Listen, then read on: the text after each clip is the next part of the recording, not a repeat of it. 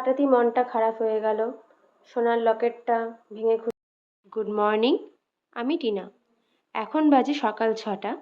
ফার্স্টেই আমি মেডিসিন নিয়ে ফ্রেশ হয়ে নিলাম। তাহলে 21 ডেজ কোনো কাজ রেগুলার করলে সেটা নাকি আমাদের অভ্যাসে পরিণত হয়।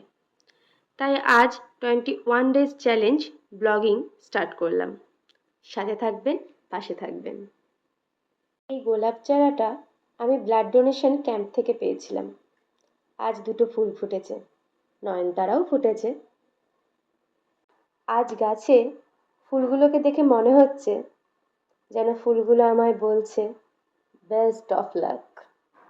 মেয়ে এখনো ঘুমাচ্ছে। সকালের এই মিষ্টি আলো, বাতাস সত্যি মনটা যেন শান্ত করে দেয়। ডিটক্স ওয়াটারের ব্যাপারে এখন বোধহয় প্রায় সকলেই জানেন। তো আমি ফ্যাট বার্নিং ডিটক্স ওয়াটারটা বানিয়ে নিয়ে কিছু ফ্রি হ্যান্ড এক্সারসাইজ করলাম। তো এবার রান্নাঘরে ঢুকে পড়লাম।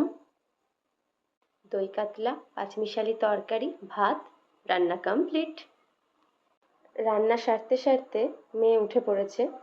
ওকে একটু আদর করে ফ্রেশ করাতে নিলাম। এখনও একটু একটু ব্রাশ করতে পারে।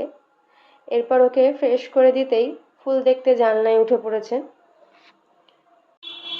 দু একটা ছবিও তুলেছে। তো এবার ব্রেকফাস্ট সেরে জামা কাপড় কেচে ছাদে মেলে দিলাম। এই ছাদ বাগানের গল্পটা অন্য একদিন বলবো। মেয়ের স্নান হয়ে গেছে, তাকে খেতে দিয়ে আমিও স্নানটা সেরে নিলাম। হঠাৎই মনটা খারাপ হয়ে গেল। সোনার লকেটটা ভেঙে খুলে গেছে, গলাটা ফাঁকা লাগবে। যাই হোক, ঠাকুরের জন্য ফুল তুলে নিলাম। আজকের মতো এখানেই শেষ। আবার কাল দেখা হচ্ছে। টাটা।